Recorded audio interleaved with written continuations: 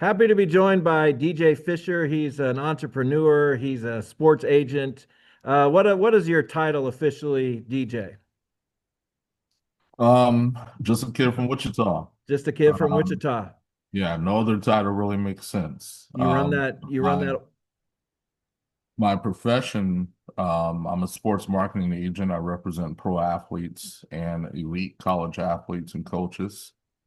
And I guess you can say I'm a philanthropist or humanitarian, whatever fancy word you want to use. I love to give back to the community as well as kids. All the good things. I wasn't going to start there, but since you mentioned elite college athletes and agents, that's not something that's been around for a while. Elite college athletes having agents, at least before they are ready to turn pro. So, what has this new era of sports, NIL, all that stuff been like for someone in your business and you in particular?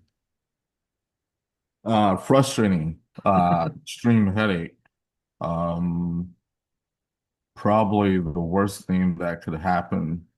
Um, as far as my experience, I believe I was ahead of the game. Years ago, back when Wichita State was um, on Good. their second rise, right? With Marshall. I used to host this thing called the Ultimate Fan Experience, and I would have the players sign autographs. I would have the fans come out for a breakfast buffet, and we would give them an experience to ask questions to the players because it was going to be their last time seeing them before they go off to play pro. All that being said, the money that these fans paid for the breakfast, 70% of it got split amongst the players, and 30 went to the Wichita Children's Home. So legally, I got the players paid, but in this era, you have revenue sharing, and a lot of people get revenue sharing and NIL mixed up. Revenue sharing is I want to go to a school with a great football program and great volleyball and other programs that bring in a lot of television rights and a lot of sponsorship. And amongst that big pot, the players get paid a percentage, right? And however, you have these new coming NIL agents to represent college kids, and they're taking up to 20% of this revenue share, right? And they call it NIL. NIL is what I do for a living, which is sports marketing. I use an athlete's name, image, and likeness to add value to a product or a service. For example, Charles Barkley has a Subway sandwich in his hand and says, "Eat fresh." He may or may not eat it, but it's going to bring value to Subway, and Charles Barkley's fans are going to gravitate towards the Subway brand. So it's a third party commission, if you will, revenue. But a lot of these new coming agents aren't getting these athlete sponsorships or endorsement deals, which is terrible. They're just taking their revenue sharing percentage. And you have a client, a women's basketball player at the University of Connecticut, obviously an extremely high profile program. So how do you guide somebody like that who maybe expects more than she might get or gets more than she might expect? Either way, I guess. How do you guide a player in this era when you're kind of one on one with them and trying to market them? Um, That's a wonderful question. I think in my experience, I've been around the business and I've been in the business for my entire life. And I grew up around a personality that is humble and laid back and just focus on becoming better and better, right? For that reason, I always sought out players that are good at the game, but also humble, but are not really focused on the off-court business. So with that being said, I don't just represent any athlete. And with Ali's Bell, UConn national champion, she's the greatest three-point shooter. Sorry, Victoria Vivian's that I've ever witnessed from a women's basketball standpoint. Um, and she's great at it. However, she hasn't walked into her shell to realize that she is who she is. Does that make sense? Sure. So I have to continue to motivate, encourage, and inspire her to realize, yo, you're playing at UConn. You're a national champion. You're the greatest three-point shooter in the nation. Live and step into that moment. You do that on the court, and I'll do what I need off the court. So now we're doing trading card deals. Now we're doing hair care. She loves nail polish. So we're doing all this in order to put money in her pocket. Yeah, so tell us about just a kid from Wichita. I think and hope and believe that people who follow sports in Wichita follow that Facebook page, but this is much more than a Facebook page. So, what is just a kid from Wichita, and how has it kind of evolved over the last 10 years or so? Just a kid from Wichita is simply that. From Antoine Carr, Barry Sanders, Lynette Woodard, Adrian Griffin, Tiffany Bias, you name it. These are all legends that we heard of. And growing up in Wichita, Kansas, we heard about these hometown heroes, but they weren't like present, right? And I always said to myself, if I don't make it to become a pro athlete, I'm going to somehow be around the sport.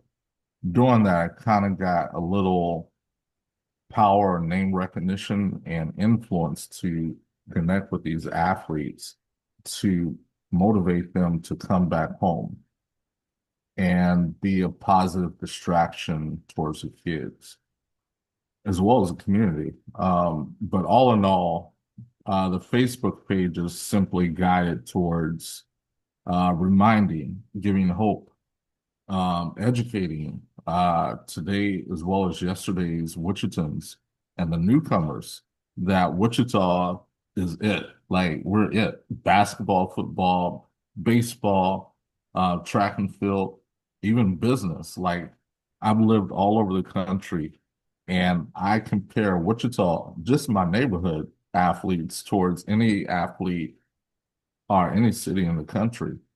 And from NFL Hall of Famers to basketball Hall of Famers to champions, WNBA as well as NBA, no one can compare.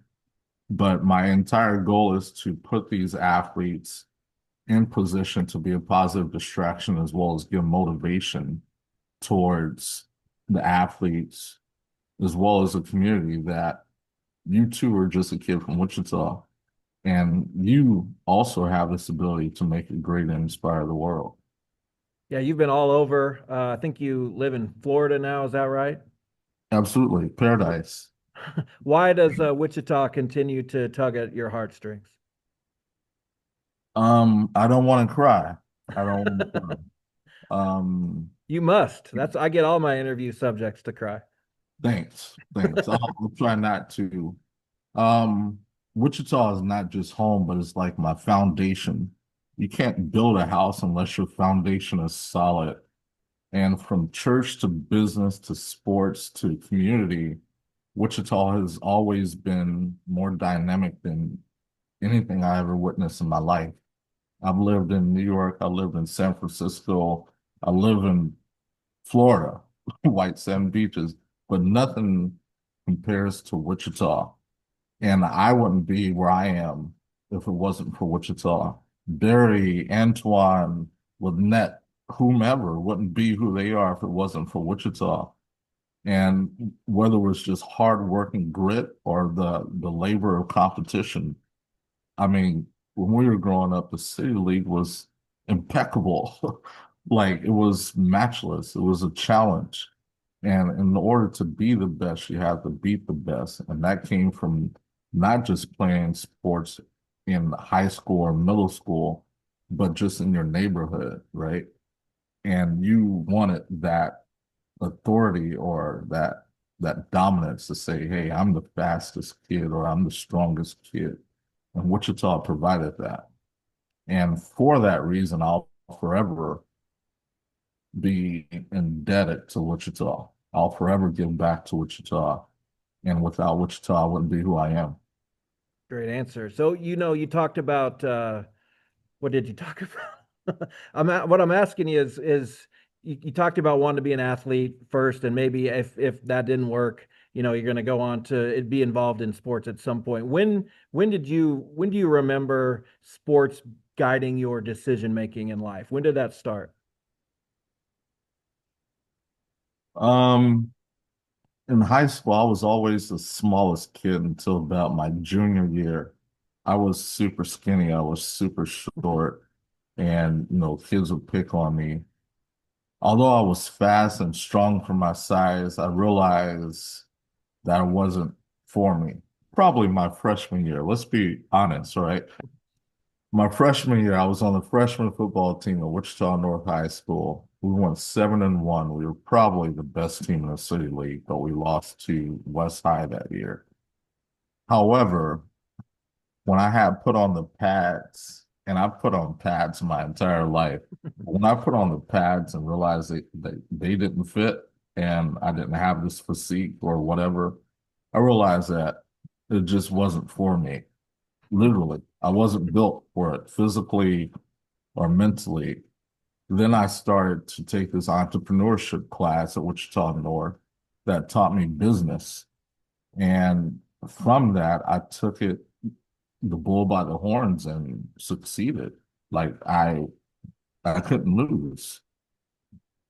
You know, I don't know if everyone is in the same boat as me as far as this goes, but I think one of the great services you do with Just a Kid from Wichita, the Facebook stuff, the social media stuff, when you post stuff, from older eras, everybody can kind of relate. We remember Antoine Carr, we remember Barry, we remember Corleone Young, guys like that. But when you post the current athletes, because nobody covers sports in Wichita, high school sports in Wichita with very much depth anymore. So you're introducing us to players who are in college or at the professional level who we may not have heard very much about in their high school years. How much pride and how much do you enjoy doing that?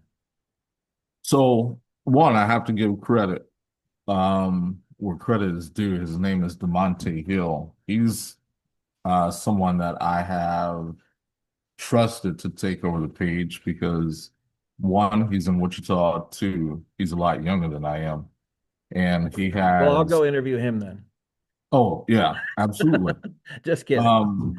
But it is, as a fan of sports in Wichita, it's very comforting and knowing that the torch is being passed. And these athletes are now comparing themselves to the legends that you mentioned, and they want to fill those shoes and be just a kid from Wichita. They want to be as great. And now their friends, their family, their classmates are sharing the page, and um, it's exciting, man, to know that the legacy will never die. You know, you talked about getting kind of being ahead of the game as far as players being paid. You've kind of always been maybe not if ahead of the game, but ahead of everybody else, maybe in the game. You started this at a young age, trying to figure out business and sports. Why was that important to you? Why did you know to do that? Why did you know that something maybe was going to happen for you in that avenue? That's a great question. It goes back to I was always not just in the game, but around the game. With my older cousin, my family had an agency called Captions Illustrated, and they represented my two cousins, Barry and Byron. And not only that, it's pretty much the same formula why McDonald's has competition of Burger King. Um, McDonald's didn't do something right that Burger King did. And that pretty much took the competition away from McDonald's and equipped Burger King with more customers. So I seen something that another agent was doing wrong, and I applied it to myself. How can I make my agency better? How can I make myself better? How can I make my approach better? And this is not a plug, but heroes in sports, legends in life. There's a lot of people that want to be great, at sports, but there's also a legendary level to it. How long do you want to be known? You will never remember that guy who got the winning touchdown, the football game, or the slam dunk in the basketball game. But what you do with your platform is more valuable than what you did on the court or on the field. So that's my pitch. And legacy is forever. Legends are forever. When I was reading about you, the names as mentors that came up were Isaiah Thomas, Manute Bol. I was going to ask you if you had a relationship with anybody of traditional NBA height, but instead I'll just ask you what those relationships were like and who else has influenced you along the way. So, Isaiah Thomas, wore number 11. I'm 6 foot now. And, just his size and his grit and his just calmness off the court. You would never know that he was a bulldog on the court because he was just so calm on the court and his character was everything. And regardless of his size, he competed. Like all the odds can be against you. I live by a quote now. It's called "Do what you can't," and that's something that Isaiah Thomas did. As far as Manute Bol, just his love of giving back, his love of his people, his love of his community. He gave everything back. I got a phone call from him.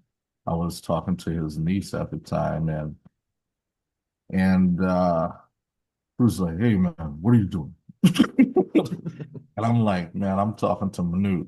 I grew up around athletes all my life and major athletes, but this is Manute Bol, like 7'7", and he's up the street in Kansas City." And it kind of inspired me to like adopt his character, if you will. Um, and then Larry Dennis, Cliff Fanning, their involvement with giving back to the community with the Lynette Woodard Center, aka the NEP set, it kind of changed my life. I wouldn't be who I am. And every time I go home, I take those fellows out to breakfast and give them their flowers. Would you be comfortable throwing out a few of your names of your past clients? I don't know if you wouldn't want to miss anybody or fear that you're going to forget somebody, but just for our viewers to have some context, who are some of the people that you've represented over the years?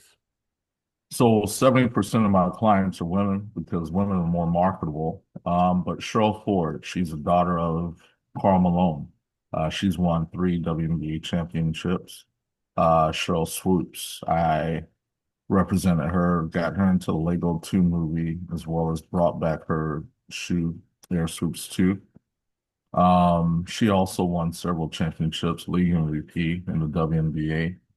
Ron Harper, 5-time NBA champion with the LA Lakers, Chicago Bulls, won back-to-back with both programs. Victoria Vivian, she's the number 2 overall high school scorer in the nation. Went on to lead Mississippi State to prominence, back-to-back Final Fours, as well as WNBA superstar. I can continue if you like, but Go ahead. um, yeah, Glory Johnson. She's the number 1 overall player at the University of Tennessee. I like to call her Pat Summitt's last project. High flyer jumper, one WNBA All-Star. Um, Tamika Johnson, WNBA Rookie of the Year, WNBA champion. Also Diamond Dixon, Olympic gold medalist. AJ Andrews, the first female to ever win a gold glove. Um, Queen Underwood, she's the first female to ever represent the United States in the history of the Olympics in boxing. Um, yeah, I mean, it's been 20 years. I can. Why is it important to you to represent so many women? Do you feel like they're underrepresented, underserved in some way that is, or is that just how things have worked out? Um, well, I think most importantly, they are underrepresented, but they are also the most marketable. They're the number 1 consumers in the nation, and they do all the purchasing and buying, as you know. Well, not you don't know, As I know, I know. but yeah, from hair care to skincare, to fashion, footwork, you name it. They're the ones that purchase the most, and they are the ones that are seen. Um, it's the reason why, the nightclubs call it ladies' night. If you put them in a club, guys are going to show up. So I've heard that your retirement is imminent, which I hate to hear. Uh, is that true for one? And if so, what's next in the life of Mr. DJ Fisher? So that statement is no longer true. Well, thank Um, goodness. I was battling stage 4 chronic kidney disease for a while, and I was planning my own funeral. And currently, my diagnosis has improved to Thank stage goodness. 2, to where I'm able, to live a lot better and have a new lease on life. And I have put out well, I guess this is my statement, um, to let the world know that I'm back to doing what I love and representing pro athletes and college athletes as well as coaches. I'm very happy to hear that. I think most people will be too, and thank goodness about your new diagnosis. Yeah, that's scary stuff. So uh, I don't know if congratulations is the right word, but happy for you that you got through that. So what is next? What are you working on right now? What's going to happen? What's to come? I know you have camps. I know you have other ways to help kids in Wichita and elsewhere. So what's happening? So yeah, we're doing the 10th annual Just a Kid from Wichita basketball camp in August 7th through the 8th. But also we're doing the inaugural Youth Sports Summit to equip, educate, and inform parents as well as athletes of this new climate of sports with NIL, transfer portal, recruiting, you name it. We want to help parents understand, the next level of sports. Also, the AAU circuit, is it good for you or is it not?